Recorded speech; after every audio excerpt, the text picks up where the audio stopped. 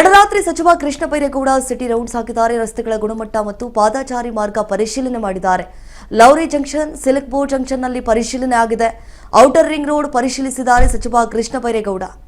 Metro ಕಾಮಗಾರಿಗೆ ರಸ್ತೆಯನ್ನ ಅಗೆದು ಮುಚ್ಚದೆ ನಿರ್ಲಕ್ಷ್ಯವನ್ನ ಮೆರೆದಿದ್ದಾರೆ. ರಸ್ತೆ ಚರಂಡಿ, ಫುಟ್ಪಾತ್ ಒತ್ತುವರಿ ತೆರವು ಕಾರ್ಯಾಚರಣೆಯಾಗಿದೆ. ಬೆಂಗಳೂರಿನ ಔಟರ್ ರಿಂಗ್ ಆ ರೋಡ್ ಭಾಗದಲ್ಲಿ ಒತ್ತುವರಿ ತೆರವು ಕಾರ್ಯಾಚರಣೆ ಪ್ರಾರಂಭಗೊಂಡಿದೆ. ನೋಡಿ, ತಡರಾತ್ರಿ ಸಚಿವ ಕೃಷ್ಣ ಬೈರೇಗೌಡರು ಸಿಟಿ ರೌಂಡ್ಸ್ ಹಾಕಿದ್ದಾರೆ. ಎಲ್ಲೆಲ್ಲಿ ಫುಟ್ಪಾತ್ಗಳನ್ನ ತೆರವುಗೊಳಿಸಲಾಗ್ತಾ ಇದೆ, ಅಲ್ಲಲ್ಲಿ ವಿಸಿಟ್ ಮಾಡಿ ಏನೆಲ್ಲ ಆಗ್ತಾ ಇದೆ, ಕೆಲಸ ಎಲ್ಲಿಗೆ ಬಂದು ನಿಂತಿದೆ, ಏನೆಲ್ಲ ಕೆಲಸ ಮಾಡಿದ್ದಾರೆ ಅವೆಲ್ಲವನ್ನು ಕೂಡ ಪರಿಶೀಲಿಸಿದ್ದಾರೆ. ರಸ್ತೆಗಳ ಗುಣಮಟ್ಟ ಮತ್ತು ಪಾದಚಾರಿ ಮಾರ್ಗವನ್ನು ಕೂಡ ಪರಿಶೀಲನೆ ಮಾಡಿದ್ದಾರೆ. ಇನ್ನು ಮುಂದೆ ಪಾದಚಾರಿಗಳಿಗೆ ಯಾವುದೇ ರೀತಿಯಾದಂತಹ ಸಮಸ್ಯೆ ಆಗಬಾರದು. ಯಾಕಂತಂದರೆ ಫುಟ್ಪಾತ್ಗಳಲ್ಲಿ ಈ ಸಾಕಷ್ಟು ಅಂಗಡಿಗಳನ್ನು ಹಾಕೊಂಡು ಬಿಟ್ಟಿರ್ತಾರೆ, ಓಡಾಡೋದಕ್ಕೂ ಕೂಡ ಕಷ್ಟ ಆಗುತ್ತೆ. ರಸ್ತೆಯಲ್ಲಿ ಓಡಾಡಿಬಿಟ್ರೆ ಇದರಿಂದ ಆಕ್ಸಿಡೆಂಟ್ಗಳು, ಅಪಘಾತಗಳು ಸಂಭವಿಸುವ ಹಿನ್ನೆಲೆಯಲ್ಲಿ ಆ ರೀತಿಯಾಗಿ ಆಗಬಾರದು ಅನ್ನುವಂತಹ ಕಾರಣಕ್ಕಾಗಿ ಈ ಫುಟ್ಪಾತ್ನಲ್ಲಿರುವಂತಹ ಅಂಗಡಿಗಳನ್ನು ಎಲ್ಲವನ್ನ ಕೂಡ ತೆರವುಗೊಳಿಸುವಂತಹ ಕಾರ್ಯಾಚರಣೆಗೆ ಮುಂದಾಗಿದ್ದಾರೆ. ಯಾರು ಸರಿಯಾಗಿ ಕರ್ತವ್ಯವನ್ನು ನಿರ್ವಹಿಸ್ತಾ ಇಲ್ಲ ಅಂತ ಅಧಿಕಾರಿಗಳಿಗೆ ಕ್ಲಾಸ್ ತಗೊಂಡಿದ್ದಾರೆ ಕೃಷ್ಣ ಬೈರೇಗೌಡರು. ನಿಮ್ಮ ಕೆಲಸ ಮಾಡಲು ನಾವು ಭಿಕ್ಷೆ ಬೇಡಬೇಕಾ ನಿಮಗೆ ಅಂತ ಹೇಳಿ ಮೆಟ್ರೋ ಗುತ್ತಿಗೆದಾರರಿಗೆ ಸಚಿವ ಕೃಷ್ಣ ಬೈರೇಗೌಡ ಆ ತರಾಟೆಗೆ ತೆಗೆದುಕೊಂಡಿದ್ದಾರೆ. ಇನ್ನೂವರೆಗೂ ಕೂಡ ಈ ಮೆಟ್ರೋಗೆ ಸಂಬಂಧಪಟ್ಟಂತಹ ಕಾಮಗಾರಿ ಅದನ್ನ ಮುಚ್ಚಿಲ್ಲ, ನಿರ್ಲಕ್ಷ್ಯವನ್ನ ಮರೆತಿದ್ದಾರೆ. ಈ ನಿರ್ಲಕ್ಷ್ಯದಿಂದಲೇ ಮುಂದಿನ ದಿನಗಳಲ್ಲಿ ಯಾವುದೇ ರೀತಿಯಾದಂತಹ ದುರ್ಘಟನೆ ಸಂಭವಿಸಬಹುದು.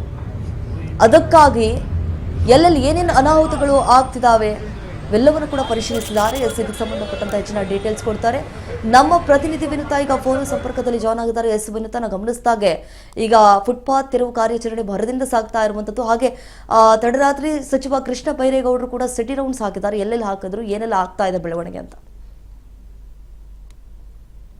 ದೀಪ ಏನಿದೆ, ಇದು ನಮ್ಮ ನಿನ್ನೆ ಒಂದು ಹೊರ ಹೊಕ್ಕದ ರಸ್ತೆಯ ಸಮಗ್ರ ಅಭಿವೃದ್ಧಿ ಯೋಜನೆಯನ್ನ ವಿನ್ಯಾಸಗೊಳಿಸುವ ದೃಷ್ಟಿಯಿಂದ ಇದು ಸ್ಥಳೀಯ ನಾಗರಿಕರ ಜೊತೆ ಒಂದು ಸಮಾಲೋಚನೆಯನ್ನ ನಡೆಸಿ ಇದ್ರ ಬಗ್ಗೆ ಆಕ್ಷನ್ ಅನ್ನ ತೆಗೆದುಕೊಳ್ಬೇಕು ಎನ್ನುವಂತಹ ಕಡ ಸೂಚನೆಯನ್ನ ಕೃಷ್ಣ ಬೈರೇಗೌಡ ಅವರು ನೀಡಿರುವಂತಹ ಅಂದ್ರೆ ಸಿಲ್ಕ್ ಬೋರ್ಡ್ ಜಂಕ್ಷನ್ ಇಂದ ಬೈಯಪ್ಪನಹಳ್ಳಿ ಮೆಟ್ರೋ ನಿಲ್ದಾಣದವರೆಗೂ ಕೂಡ ರಸ್ತೆಯನ್ನ ಸಮಗ್ರವಾಗಿ ಅಭಿವೃದ್ಧಿ ಮಾಡಬೇಕು ಅನ್ನುವಂತಹ ಕಾರ್ಯದಿಂದಾಗಿ ಏನಾಗಿದೆ, ಲೋರಿ ಜಂಕ್ಷನ್ ಮತ್ತೆ ಇಂಗ್ಳೂರ್ ಜಂಕ್ಷನ್ ಅಲ್ಲಿ ಸ್ಥಳ ಪರಿಶೀಲನೆ ಮಾಡಿರುವಂತದ್ದು.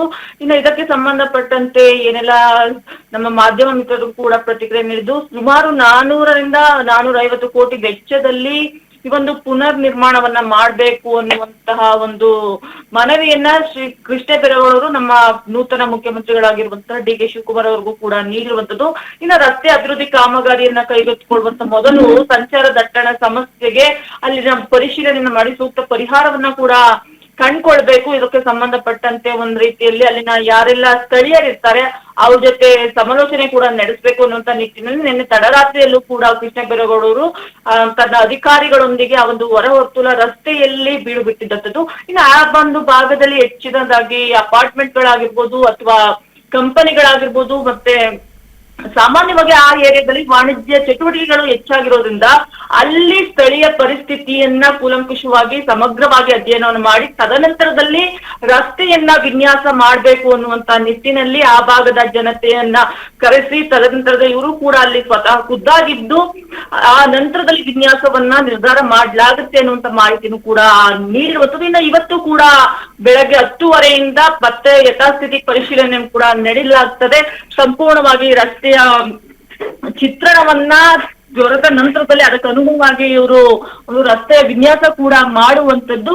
ಇದಕ್ಕೆ ಸಂಬಂಧಪಟ್ಟಂತೆ ಈಗಾಗಲೇ ಕೃಷ್ಣ ಬೈರೇಗೌಡ ಅವರು ಏನು ಮುಖ್ಯ ಆಯುಕ್ತರಾಗಿರುವಂತಹ ಮಹೇಶ್ವರ್ ರಾವ್ ಆಗಿರ್ಬೋದು ಅಥವಾ BWSSB ಅಧ್ಯಕ್ಷರಾಗಿರ್ಬೋದು, ಅಲ್ಲಿನ ಮಂಜುಳಾ ಮೇಡಮ್ ಆಗಿರ್ಬೋದು, ಇನ್ನ ನಗರ ಪಾಲಿಕೆ ಅಧ್ಯಕ್ಷರಾಗಿರುವಂತಹ ನಿತಿನ್ ಆಗಿರ್ಬೋದು, ರಮೇಶ್ ಆಗಿರ್ಬೋದು, ನಮ್ಮ 5 ಪಾಲಿಕೆಯ ತದನಂತರದಲ್ಲಿ ಸಂಚಾರಿ ವಿಭಾಗದ ಏನು SP ಗಳಿರ್ತಾರೆ ಅವ್ರ ಜೊತೆ ಕೂಡ ಮಾತನಾಡಿರುವಂತದ್ದು.